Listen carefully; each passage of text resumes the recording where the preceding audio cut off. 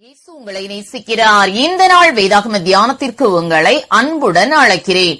ஆதலால் அசைவில்லாத ராஜ்யத்தை பெறுகிறவர்களாகிய நாம் பயத்தோடும் பக்தியோடும் தேவனுக்கு பிரியமாய் ஆராதனை செய்யும்படி கிருபையை பற்றிக் கொள்ள கடவோம். எபிரேயர் 12 அதிகாரம் 28 ஸ்வீடன் நாட்டு கடற்படையின் சரித்திரத்தில் 1928 ஆகஸ்ட் 10 நாள் மிகவும் ஒரு சோகமான நாளாகும். அந்த நாளில் அரச குடும்பத்திற்கு சொந்தமான யுத்த கப்பல் வாசா தனது முதல் பயணத்தை துவங்கியது.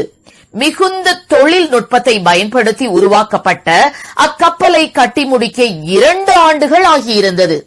17ஆம் நூற்றாண்டின் அதிநவீன கப்பலாக அது கருதப்பட்டது.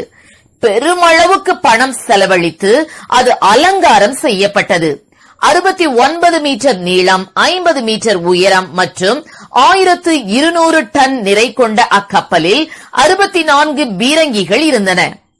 ஆனால் ஸ்வீடன் கடற்படையின் பெருமை என்று கருதப்பட்ட அந்த கப்பல் கடலில் 1 மைல் மட்டுமே பயணம் செய்வதற்குள் கடலில் மூழ்கிவிட்டது.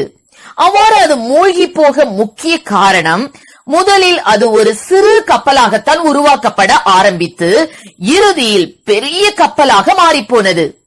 இரண்டாவது, அக்கப்பலை கட்டிக் கொண்டிருக்கும் போதே திரும்ப திரும்ப பல்வேறு விதமான மாற்றங்கள் அடிக்கடி செய்யப்பட்டு கொண்டே இருந்தது.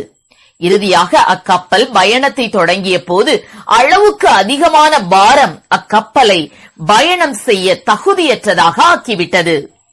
ஆம், என கருமையானவர்களே, இலக்கு இல்லாத, அடிக்கடி மாற்றப்படுகிற, பாரத்தால் நிறைந்திருக்கிற கிறிஸ்தவ வாழ்க்கையும் மிகவும் ஆபத்தானது. அப்போஸ்தலனாகிய பவுல் கிறிஸ்து இயேசுவினால் நான் எதற்காக பிடிக்கப்பட்டேனோ அதை நான் பிடித்துக் கொள்ளும்படி ஆசையாய் தொடருகிறேன் என கூறுகிறார். ஆம், நம்முடைய குடியிருப்போ பரலோகத்தில் இருக்கிறது.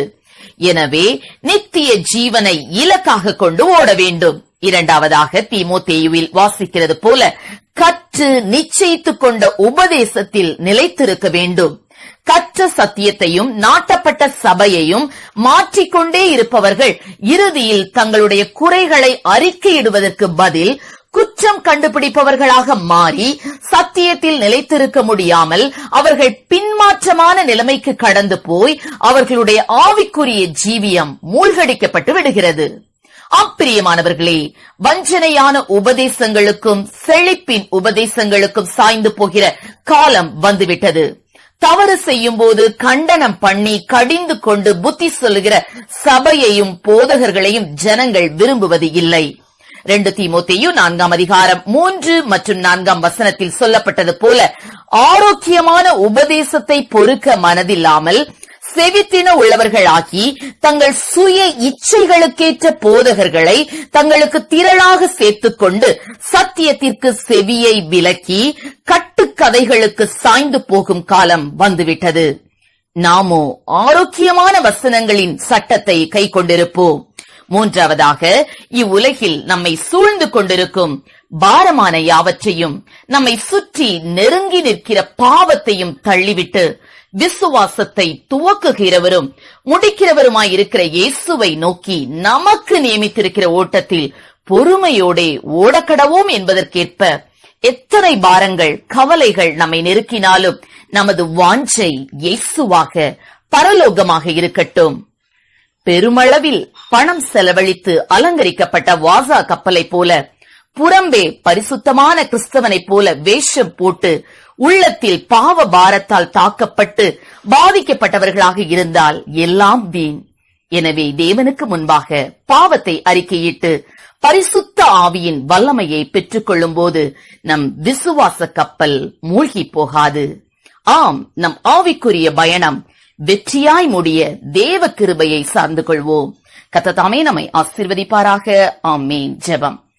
எங்களை அதிகமாய் நேசித்து வழி நடத்துகிற எங்கள் அன்பின் பரலோக பிதாவே, அப்பா, எங்களுடைய இலக்கு ஆண்டவரே பரலோகமாய் இருக்கட்டும். ஆண்டவரே ஸ்தோத்திர ராஜா, ஒரு காரியத்தின் துவக்கத்தை பார்க்கிலும் அதன் முடிவு நல்லது தகப்பனே. அப்பா ஸ்தோத்திர ஆண்டவரே, நாங்கள் நல்ல போராட்டத்தை போராடி எங்களுடைய ஓட்டத்தை முடித்து அப்பா ஆண்டவரே நாங்கள் ஜீவ கிரீடத்தை, நீதியின் கிரீடத்தை, வாடாத கிரீடத்தை பெற்றுக்கொள்ள எங்களுக்கு உதவி செய்யும். எங்களுடைய ஆவிக்குரிய ஜீவியத்திலே அப்பா எங்களை நீர் நடத்தும், ஆசீர்வதியும்.